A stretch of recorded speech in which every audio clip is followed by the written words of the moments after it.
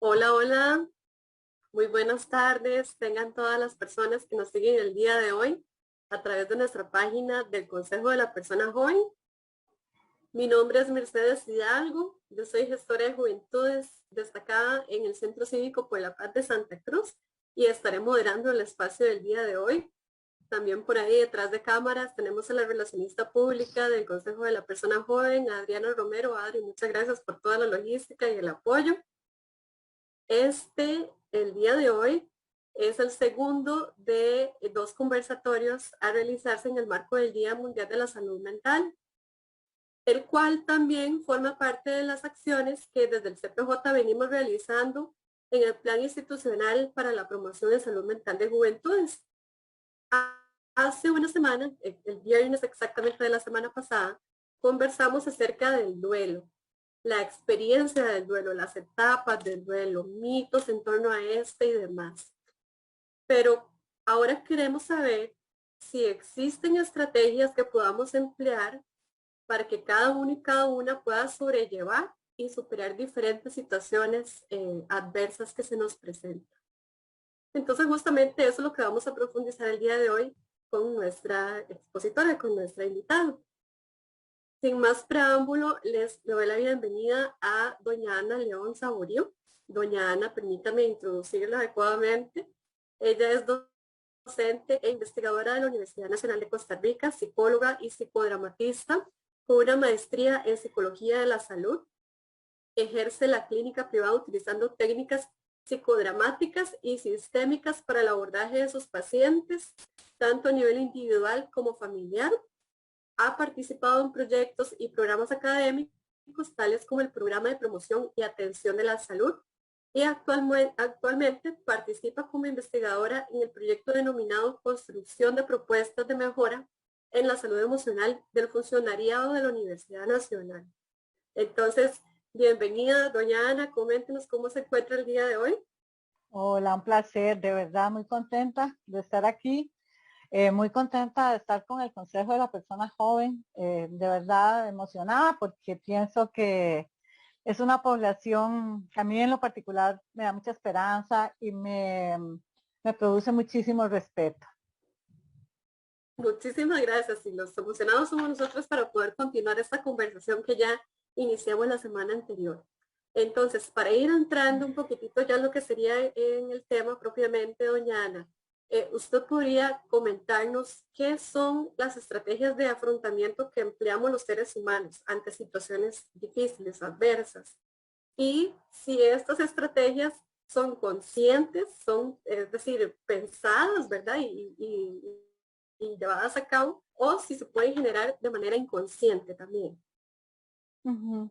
Bueno, en realidad creo que todas las personas siempre, de verdad, cada día, en cada momento, vivimos diferentes conflictos y diferentes situaciones donde necesitamos desarrollar estrategias de afrontamiento, ya sea para manejar el estrés, ya sea para manejar el dolor. Y de alguna manera estas estrategias lo que buscan es que nosotros podamos como, digamos, tolerar ese evento, poder minimizarlo un poco, poder ver qué tanto aceptamos, que en ese momento ignoramos sobre aquello que sentimos que está sobrepasando nuestras capacidades, ¿verdad? Y entonces algunas veces esas estrategias de afrontamiento, ¿verdad? Son conscientes, pero otras veces son inconscientes. De hecho, digamos que, por ejemplo, desde el psicoanálisis se habla mucho de que los seres humanos ante el peligro o ante el dolor nos vemos convocados a defendernos, ¿verdad? Protegernos. Entonces existen los mecanismos de defensa que el yo, la verdad, esta persona consciente de quién es, bueno, consciente, pero esta persona, por decirlo así, desarrolla para protegerse. Entonces puede ser desde un mecanismo de negación, donde no quiero saber de eso, a pesar de que lo tengo al frente, hasta, digamos, mecanismos muy avanzados como puede ser la sublimación, donde la persona a través del arte, por ejemplo, de la espiritualidad, trasciende ese dolor y lo convierte en algo positivo o algo lindo. Entonces, como que por ahí van las estrategias de afrontamiento. Y las estrategias de afrontamiento, sean conscientes o inconscientes, se diferencian de lo que es la resiliencia. ¿Podría usted explicarnos qué es la resiliencia y si es o no lo mismo manejar y aplicar esas estrategias? Bueno, yo quisiera profundizar un poquito ahora después ya sobre lo que es exactamente la resiliencia, porque sí es diferente. Digamos que las estrategias de afrontamiento son recursos que ponemos en acción en algunos momentos para cosas más específicas, diría yo, eh, que pueden servirnos todas ellas para tener una buena calidad de vida. Sin embargo, ¿verdad? Si son estrategias de afrontamiento positivas. Sin embargo, digamos, cuando hablamos de resiliencia, estamos hablando de algo que muchísimo más esencial, que se construye, sí se construye, no se nace con él, pero que requiere una serie de factores para poder favorecerla y para poder construirla. Y tal vez me gustaría contarles un poquito de hasta de dónde surge ese concepto, porque es un concepto muy interesante.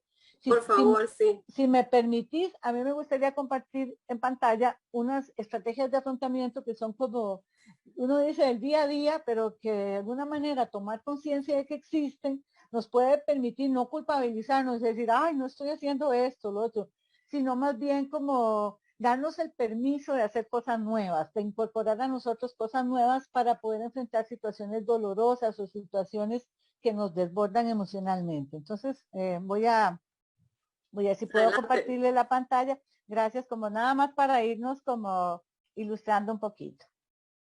Tal vez Usted para que hablaba quede.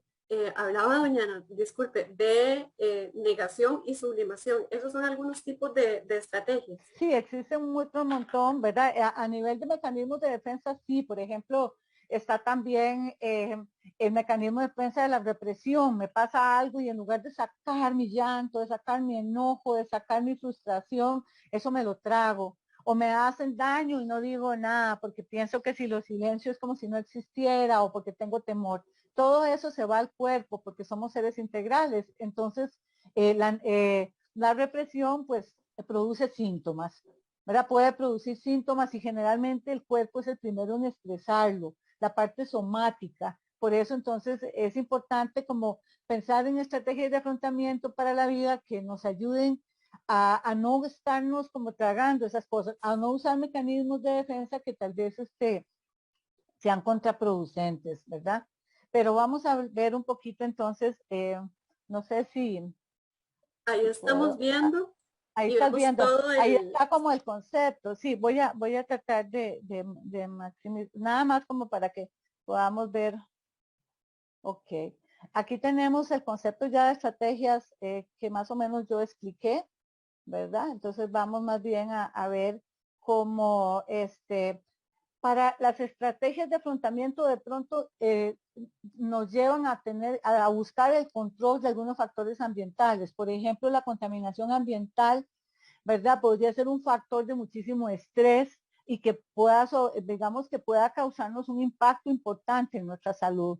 También tenemos, por ejemplo, que los estilos de vida es importante adaptarlos, ¿verdad? O sea, ahora que estamos en teletrabajo, muchas personas tenemos que buscar la posibilidad de llevar un ritmo que nos permita seguir funcionando, porque a veces lo que hacemos es como que fundimos la máquina, ¿verdad? Entonces, tratar de reducir la actividad llevando un ritmo más lento para así también concedernos a nosotros mismos el placer y el disfrute del trabajo, del estudio, las cosas que hacemos cotidianamente.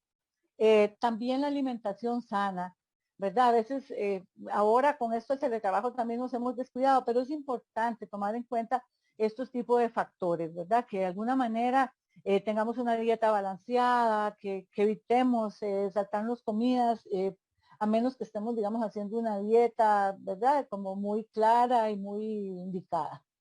También tenemos otra cosa que tiene que ver con los factores emocionales, ¿verdad? Y vemos entonces que los pensamientos positivos son muy importantes. Poder pasar de pensar, ¿verdad? Que cualquier problema, cualquier crisis, cualquier situación que sentamos que ya no podemos manejar, en algún momento pasa. No se va a quedar igual, ¿verdad? Está el conflicto, puede que suba, pero en algún momento baja. Y tenemos que estar con una visión positiva para poder precisamente entrarle a esos factores estresantes. a veces tenemos un montón de problemas, un montón de situaciones que resolver, se nos junta que no tenemos plata, con que nos despidieron del trabajo, que es la pareja, esto, y aquello es un cúmulo de problemas, por decirlo de alguna manera, de situaciones difíciles. Entonces, un buen ejercicio de pronto es jerarquizar, identificar a dónde están los mayores focos de insatisfacción en nosotros y entonces darle prioridad. Hacer ese ejercicio. Tengo todas estas cosas por resolver. Bueno, ¿a qué quisiera darle prioridad ya? Y puede ser que sea a dormir un ratito porque ya no aguanto, para tomar fuerza, para estar mejor. O sea, hay que pensar en cosas sencillas. Tampoco todos de alguna manera podemos contribuir a nuestro autocuidado, ¿verdad? Con este tipo de cosas. Por otro lado, también cultivar las aficiones. Muchas veces dejamos de hacer cosas que nos gustan. Aprovechemos, si no podemos salir hasta tarde, si no podemos de pronto ver a toda la gente que veíamos, bueno, podemos leer, podemos intentar pintar, hacer cosas que antes tal vez escuchar música. Vean, el escuchar música, ya la neurociencia descubrió que escuchar música es como si usted le pusiera un juego de pólvora, juegos artificiales al cerebro. Todas las neuronitas se comienzan a mover con la música. Entonces, oír música es muy lindo y a todos nos gusta, variedad de música hay. Entonces, bueno, nos ponemos los audífonos y estamos con otra gente, ponemos la radio, escuchamos música en YouTube, lo que ustedes quieran, pero traten de ejercitar este tipo de cosas. Pintar también nos permite canalizar emociones, hacer actividades artísticas y es muy bueno. Por otro lado también, Doña Ana, ajá, dígame.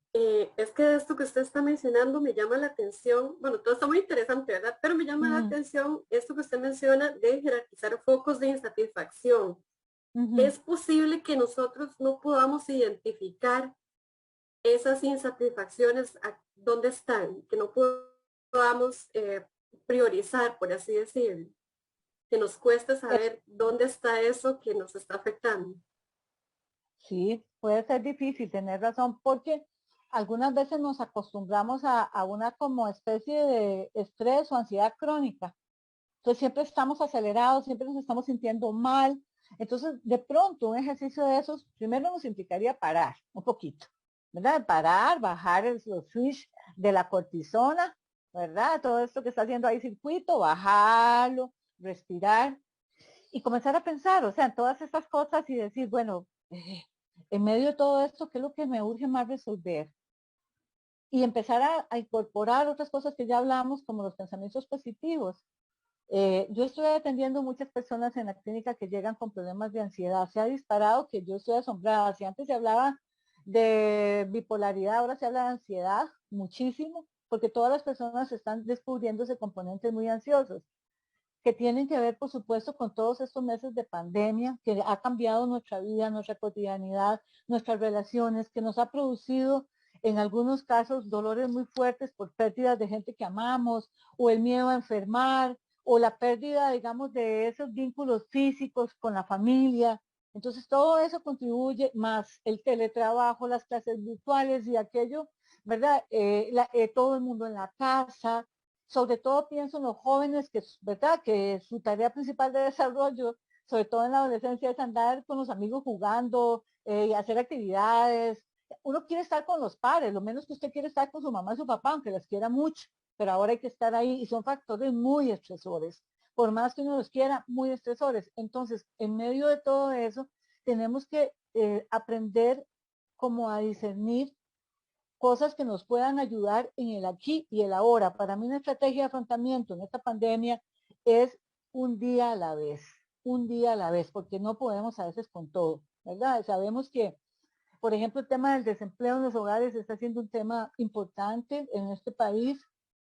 El tema de la violencia intrafamiliar, yo me asombro de escuchar la cantidad de violencia que hay en estos momentos en las casas. Entonces, todo eso son factores estresores y nosotros podemos decidir o sucumbimos ante todo eso o buscamos estrategias de afrontamiento que nos ayuden a salir adelante. Y puede ser, como les digo, pequeñas cosas. Si no camino, al rato empiezo a caminar. Si no oigo música, empiezo a oír música. Puedo también, por ejemplo, ¿verdad? Se me ocurre, ahí se mencionan cosas como hacer ejercicios o respirar, El tema, por ejemplo, de los medicamentos, en el caso de una enfermedad crónica o alguna situación especial, bien administrados, podrían ayudarnos también en la calidad de vida. Entonces, como que por ahí va. Ujú. No sé si tal vez ahí nada más como decir que hay otras válvulas de escape que podemos recurrir y que a veces nos da mucha culpa, como por ejemplo aprender a perder el tiempo. Perder el tiempo está bien, no hay que estar todo el tiempo ocupado y ser productivo. Eso es una cosa que nos metió este sistema, ¿verdad? Económico, de que somos como maquinitas produciendo, produciendo, produciendo. El ocio es fundamental, el ocio es una de las mejores estrategias porque nos permite ser seres humanos, ser seres creativos, ¿verdad? También se dice que reír es muy bueno y que aunque uno no tenga ganas de reír, es importante a veces tomar conciencia, estás ahí para acá y para allá y de pronto, ¿cómo está en este momento mi cara? Y posiblemente la cara está rígida y andamos como el ceño fruncido. Entonces, solamente detenerse un momento y hacer el dibujo de la risa, aunque no tengamos motivo, nada más reírnos, hacer el dibujo de la risa, parece que ya produce una serie de cambios neuronales que nos pone más empáticos, más positivos, más con ganas de empezar el día. Y bueno, los ejercicios de respiración, la yoga tiene años, milenios, ¿verdad? Es una disciplina que ha aportado muchísimo acerca de la necesidad de respirar. A veces no somos conscientes. Creo que, bueno, algo que nos vino a enseñar el COVID es la importancia de la respiración, ¿verdad? Entonces podemos aprovechar para empezar a respirar, para hacer pequeños ejercicios, cerrar los ojos, hacer respiración, recorrer el aire, ¿verdad? Por todo el cuerpo, soltarse, todo eso definitivamente ayuda, así es. Son cosas sencillas, yo no quisiera, ¿verdad? Puede que uno pueda ponerse muy profundo en otros aspectos, pero estos son cosas de la vida cotidiana que nos pueden ayudar. Y que suena sencillo, pero en realidad no lo es. Hay dos cosas que Ujú, usted mencionó que me llamaron mucho la atención, que es el ujú, tema de un día a la vez, ¿verdad? ajá, Y el de aprender a perder el tiempo, porque ese, entre comillas, perder el tiempo, ¿verdad? Que es ujú, ocio, que es descanso mental y entre otras cosas, nos hace sentir cierta culpabilidad. ujú, es cierto. Sí, y sobre todo a las mujeres. Eso hay una parte ahí de género también para las chicas que están oyéndonos, porque sí es como eh, que se considera vagabundería y al contrario, ¿verdad? Es una forma como de estar con uno mismo, de chinearse, de ser amoroso, ¿verdad? Todo eso que contribuye precisamente a algo que hablabas ahora que tiene que ver como más con el tema de la resiliencia y todo esto. Ujú, Es eso de que tengo que estar generando productos, haciendo, obteniendo resultados, o si no, ujú, me culpabilizo por ese tiempo que es de descanso realmente, que nos ayuda a recargar, ¿verdad? Si claro. bien es cierto, la pandemia, todos hemos perdido en diferentes grados ¿verdad? De magnitud en esa pandemia, hemos perdido algo o a alguien. Pero por ahí recuerdo en un ejercicio que hicimos con un grupo de personas jóvenes, independientemente de lo que hemos perdido, nos pusimos a reflexionar de lo que hemos generado, lo que hemos ganado o lo que he Ujú, aprendido. Y todos habían aprendido algo, a yoga, a respirar, a dedicarse ese tiempo para perder el tiempo sanamente, o sea, ese esparcimiento, ¿verdad? Ese descanso. Entonces, al fin y al cabo, todos algo, aunque sea algo pequeño, pero significativo, habían ganado en este contexto en el que hemos perdido tanto también, ¿verdad? Entonces, eso sí, es ok. importante destacarlo. Y eso, ¿verdad? Se vincula mucho con ese concepto de resiliencia en términos sobre todo de que, ¿verdad? Para la resiliencia eh, es interesante, ¿verdad? Ese término no nace de las ciencias sociales, sino más bien como de la metalúrgica, porque lo que menciona es como que la resiliencia es como una propiedad que tienen los metales, ¿verdad? Que usted los puede golpear como sea y vuelven, y los puede volver al estado natural o los puede, ¿verdad? Como que pueden cambiar de forma. O sea, al final los componentes se mantienen, igual que por ejemplo las piedras preciosas, ¿verdad? Y así también se ha relacionado con otros digamos, como con otros conceptos. Tal vez voy a nada más, si te parece, hablamos de resiliencia, lo que queda un Sí, poquito. sí, sí, Sí, por favor, bueno, para déjame comprender un ver. poco más el término. Ujú. Ujú. Ok, déjeme ver un momentito para ver si lo puedo compartir. Aquí me había quedado como por acá. Eh, bueno, ahí siguen hablando de cosas como el contacto con el agua, prever los momentos de estrés. Ah, perdón, es que no, voy a ver, ¿se está compartiendo o no? Ajá, sí, ahí estamos viendo. Ok, déjeme ver cómo lo... Ok, ahora sí, vamos a la palabra resiliencia, ¿verdad? En el griego significaba como saltar, rebotar, reanimarse. Eso es como lo principal. Y digamos, desde la psicología positiva se dice que pareciera ser la resiliencia estar asociada con un sistema inmunológico propio de la mente y que se desarrolla a partir de cosas como las creencias que tengamos, las tendencias a minimizar el dolor, el altruismo, etcétera. Pero me llama mucho la atención porque, como les decía, se usó antes en otros términos, pero la psicología humanista es la que lo recoge. A mí me parece súper lindo porque lo que dice básicamente es que todo ser humano posee un nivel de autorrealización. Entonces, que ese nivel de autorrealización es lo que nos lleva siempre a tener una actitud positiva, pese a las adversidades. Y por otro lado, también en la literatura podemos encontrar personajes que pasan por muchas adversidades, como la Cenicienta, Pulgarcito, ¿verdad? Por decir alguno, y que a pesar de todo eso salen adelante. Y ya, digamos, ya por ejemplo, para el siglo XVIII, ya este psicólogo suizo, pedagogo suizo, él observaba a los niños y veía que estos niños, que incluso eran niños abandonados, niños huérfanos, mostraban un gran impulso por salir adelante. Y es muy interesante, en Noruega, por ejemplo, a los niños de la calle les dicen dientes de león, porque si ustedes han visto que los dientes de león se ven muy frágiles, uno los sopla y, ¿verdad? Y sale, pero esos nacen en cualquier parte. Igual, o sea, la resiliencia tiene que ver con eso. Igual también, por ejemplo, en la India, eh, los niños de la calle se asocian con flores de loto. La resiliencia se asocia con flores de loto porque se dice que son capaces de nacer en las peores condiciones, en un pantano inmundo y conservar su belleza y su color y su esencia, ¿verdad? Eso es son como conceptos interesantes. Los indios navajos del sureste de Estados Unidos, ellos lo ven como un mandala y cada mandala dice que es como una fuerza interna, ¿verdad? Que tenemos para resistir. Así, por ejemplo, este psicólogo francés, Boris, que es Cyrulnik, es interesante, él pasó por un campo de concentración, a él le mataron a su familia y como psiquiatra logró revertir todo eso, reinventarse y trabajar ayudando a las personas en el campo de concentración. Entonces, ves, como en realidad es una esencia, es algo que habla de dos cosas, de una capacidad de pertenecer íntegro frente a los golpes, ¿verdad? Ante las adversidades y la otra es la capacidad de podernos construir nuevamente y positivamente pese a esas dificultades. Entonces, como que eso sería, ¿verdad? Término de resiliencia y hay dos autores ahí, pero tal vez ahora si hay chance, vemos cómo la describen, este como una casita y el otro como un mandala. ¿Cómo podemos desarrollarla? ¿Podemos nosotros Ujú. mismos, no sé, generar estrategias o para desarrollar nuestra resiliencia? Sí, sí, claro que podemos desarrollar estrategias.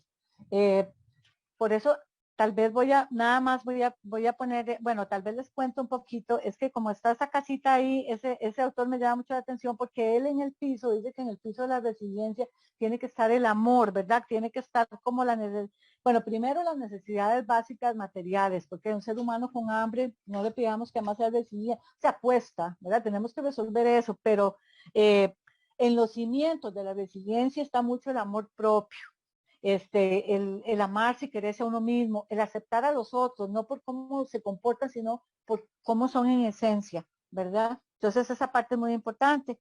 También, y eso viene mucho del humanismo, entender que los seres humanos tenemos un sentido de la vida, que estamos aquí por alguna razón, que vamos como, o alguna gente dice, vamos de paso por el universo, ¿verdad? Y de acuerdo a las creencias, pero todas las personas tenemos un sentido de la vida o queremos darle un sentido a la vida. Entonces creo que esa es una parte importante. Lo otro tiene que ver con mejorar la autoestima. Estas son como, digamos, por decirlo algo, este, pilares importantes, la autoestima, desarrollar el humor, como decíamos ahora, muchas competencias, todo lo que podamos aprender nos va a servir para poder ser más resilientes. Y ellos ponen como en el techito todas aquellas experiencias eh, de las cuales podemos aprender, que eso también es muy importante, ¿verdad? Podemos aprender, siempre estamos en posibilidad de aprender. Ujú. Ok, entonces amor propio, aceptar a los otros, autoestima, humor. Qué Ujú. difícil cuando estamos en esas situaciones de caos, ¿verdad? De oscuridad. Pero justamente esas situaciones nos son de utilidad para ir desarrollando y potenciando nuestra resiliencia. ¿Cómo podemos sacar provecho de esas situaciones que son las que más nos marcan, las más complejas? Ujú. Sí, es interesante, ¿verdad? Cómo aprendemos a veces del caos, del sufrimiento. Aprendemos, por ejemplo, a soltar lo que no podemos controlar. Tal vez aprendemos a disfrutar más el día a día, sabiendo que eso es lo que tenemos, el aquí y el ahora. Tal vez aprendemos a ser más solidarios, porque en el sufrimiento, del sufrimiento se aprende y las personas se comportan distintas, ¿verdad? Yo recuerdo cuando mi mamá se puso grave y yo empecé a ir al hospital todos los días y la forma en que yo me relacionaba con las personas que estaban en el hospital, que llegaban a ver a sus parientes y todo, era tan distinta que yo descubrí que me había vuelto más humana y que el dolor, digamos, me hacía más humana con respecto a mi entorno. Entonces, yo creo que es importante tomar conciencia de eso, de que si no, se nos puede, por ejemplo, se nos puede ir una persona demasiado querida, demasiado importante. Bueno, habrá que pensar, pensamiento positivo es, pero yo sigo respirando, yo estoy aquí y puedo seguir adelante, ¿verdad? Sí es difícil, pero podemos pensar o podemos hacer rituales y eh, simbolizar a esa persona de alguna manera para que no se vaya nunca a nuestras vidas, para que esté en nuestros corazones, para que la sigamos sintiendo cerca, por decir algo. Igual cuando perdemos una pareja, porque terminamos una relación, es importante poder, lo primero preguntar, agradecerle a esa persona, algo te tuvo que haber dado, aunque después te traicionara o lo que fuese, algo te dio. Y lo más importante, ¿cuánto diste? Porque para mí, digamos, lo difícil no es eh, que le daba, digamos, a ver, hay personas que dan tan poco que pareciera que sufren poco, pero entonces también viven muy poco.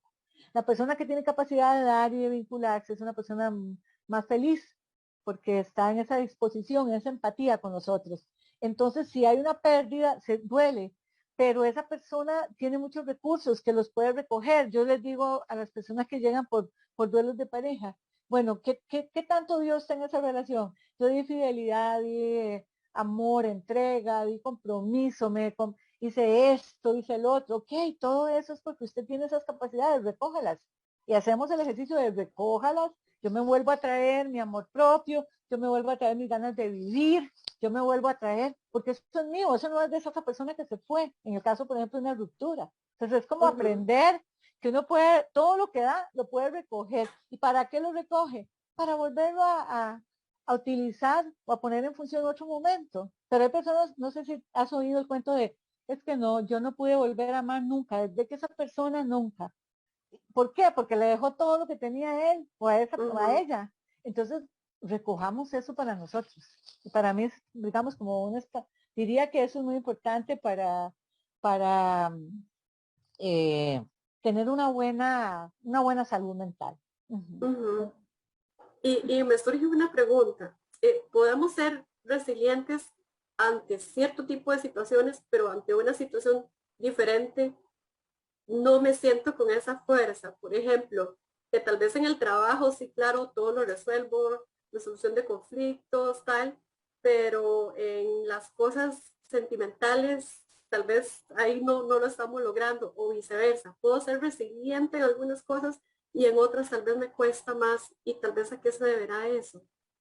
Yo pienso que sí, que hay áreas que nos es más fácil y otras no. Eso tiene que ver mucho con nuestra historia de vida, ¿verdad? Con las vivencias, con lo que hemos ido registrando durante nuestra historia, con los traumas que hemos vivido, los conflictos que hemos resuelto.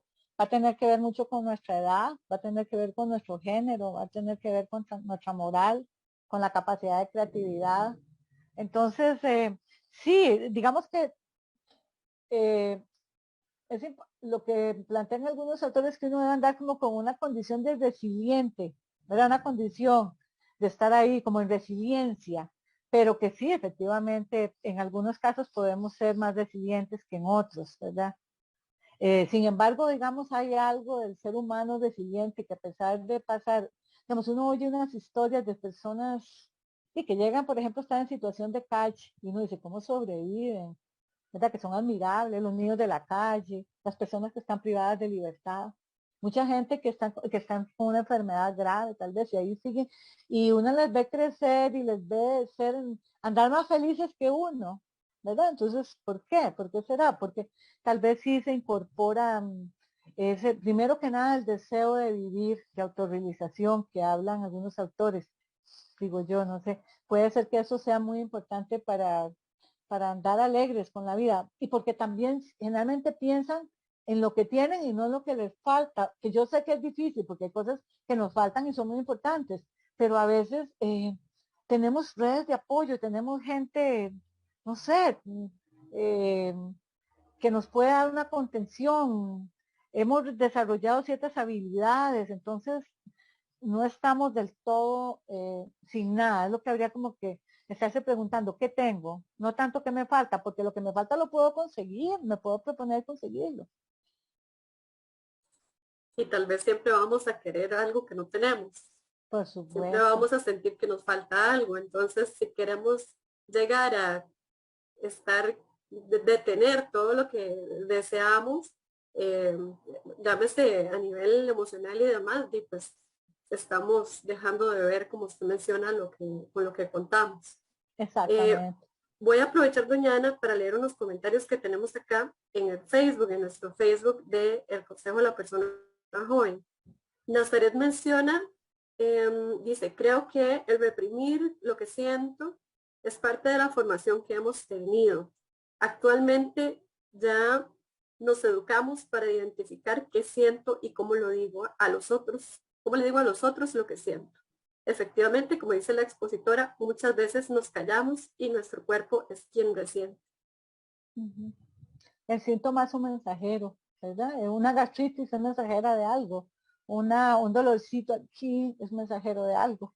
Eh, una alergia es mensajera de algo. De alguna forma hay un componente, tenemos como una disposición biológica, pero hay un componente emocional que dispara. Es un poquito eso. Ujú. Sí, y somos seres integrales, ¿verdad? No, Está totalmente. todo conectado. Ujú, Y que lo digan nuestras espaldas, lo que han sufrido con la pandemia y los estreses, ¿verdad? Con el ujú, teletrabajo. ujú. Menciona también Nazaret, parte del proceso de sanarnos es aceptar lo que sentimos y trazar pasitos para mejorar. Pero es muy difícil porque estamos sumergidos en el fondo y no vemos la luz. Ujú. Okay, muchas gracias, Pero Nasa.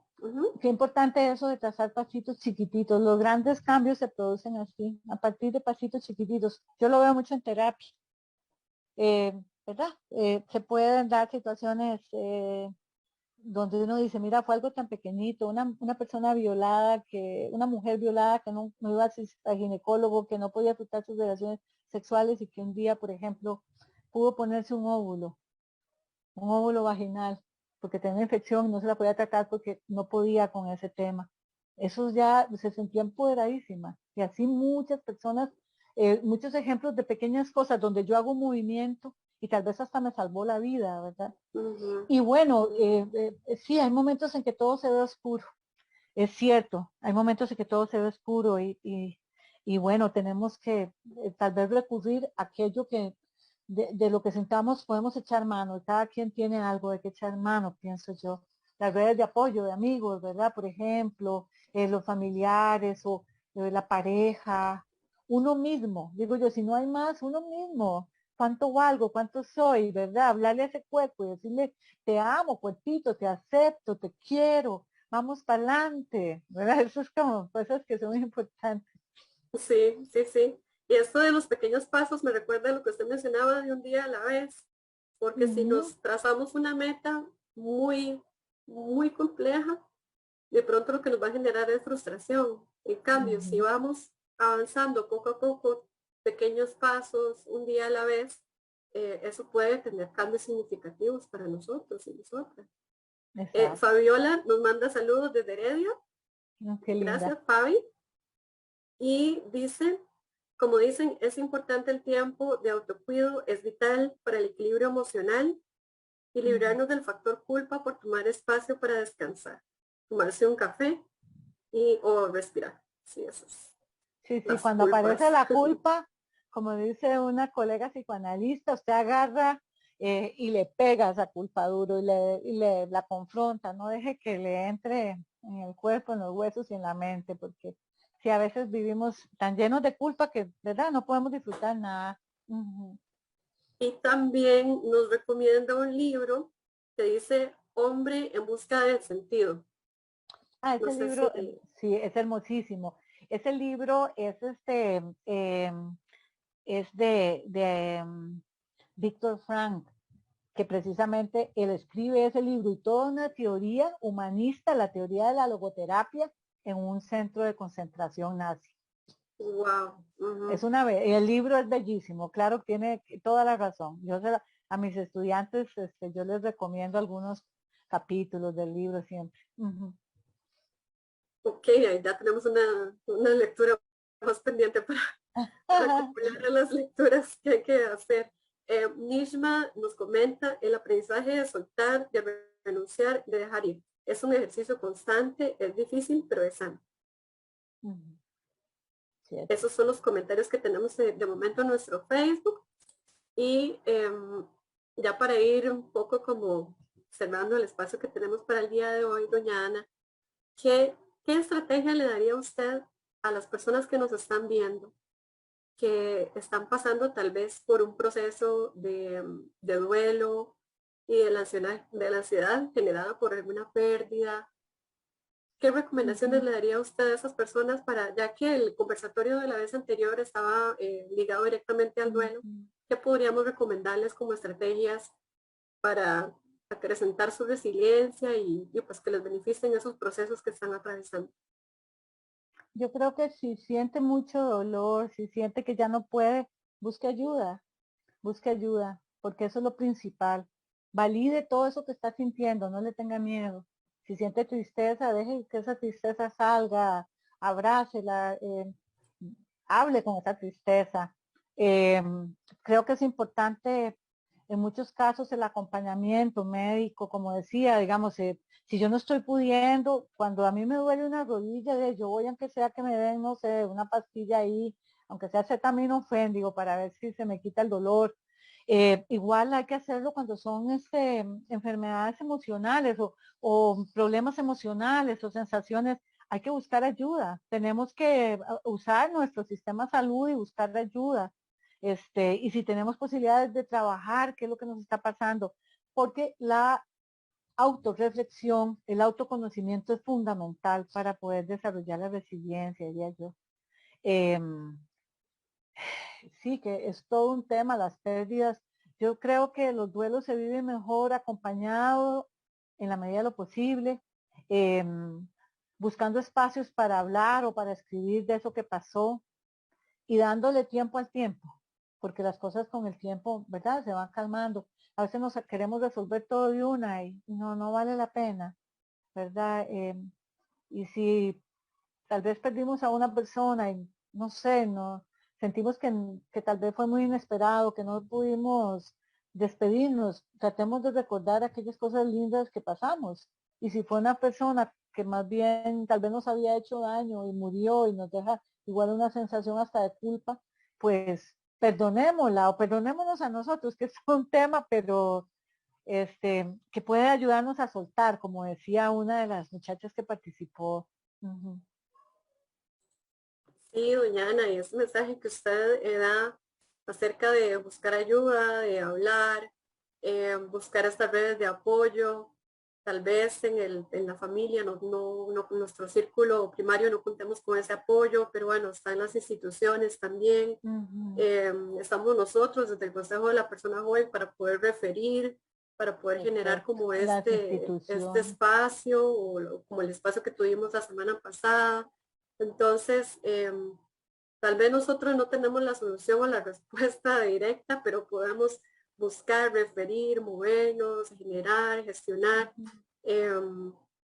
Pues hay personas como usted y como doña Mayela que nos apoyan en esos espacios para poder llegar a más personas jóvenes con esta información pues aquí seguiremos trabajando continuamente en eso.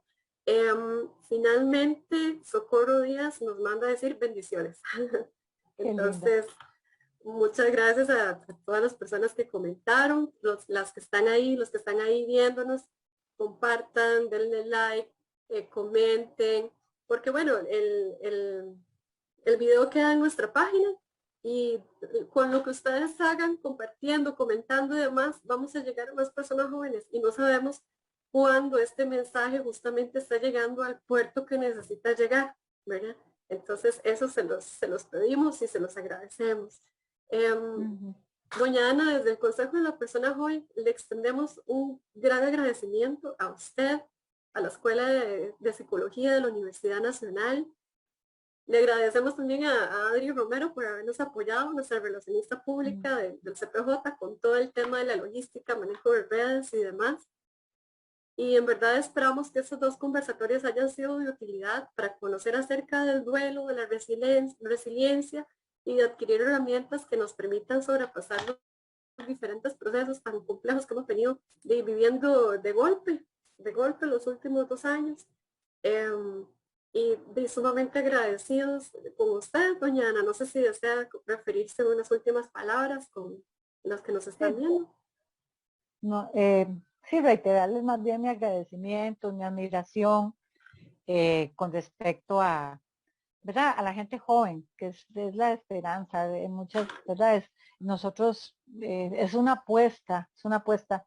Yo tengo 62 años y cuando fui adolescente estuve a punto con ideas suicidas y recuerdo que me sirvió tanto hablar con un amigo y tener la misma edad y ni siquiera me dio respuestas, pero me sentí acompañada. Entonces busquemos cómo acompañarnos, hablemos y las personas que tenemos cerca, tal vez jóvenes que están deprimidos o que están hablando de que ya no quieren vivir, considerémoslo, seamos empáticos, pongámonos en los zapatitos de y no menospreciemos esas cosas, no digamos que es porque, ¿verdad? Se está burlando, yo sé que eso lo hablaron la vez pasada, pero nada más como reiterar, porque, ¿verdad? Yo sé que este mensaje quiere que llegarte a muchos jóvenes, pero más que todas esas personas, porque no vale la pena. Yo ahora lo que descubrí el nombre, yo no vale la pena. Yo me quería suicidar por alguien que me restaba en la vida y que yo digo, no, jamás. Después descubrí cosas tan lindas. Entonces, yo creo que nos espera, ¿verdad? Ese sentido de la vida, ese humanismo, esa necesidad de seguir adelante. Es lo que tenemos que poner pasito a pasito, como decía ahí la compañera. Pasito a pasito. Bueno, doña Ana, muchísimas gracias. Bueno, un gusto. Y aquí Muchas cerramos esta gracias. serie de conversatorios, ahora sí.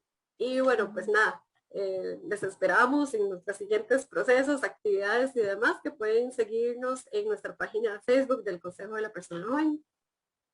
Chao, Bueno, chao. hasta luego, chao.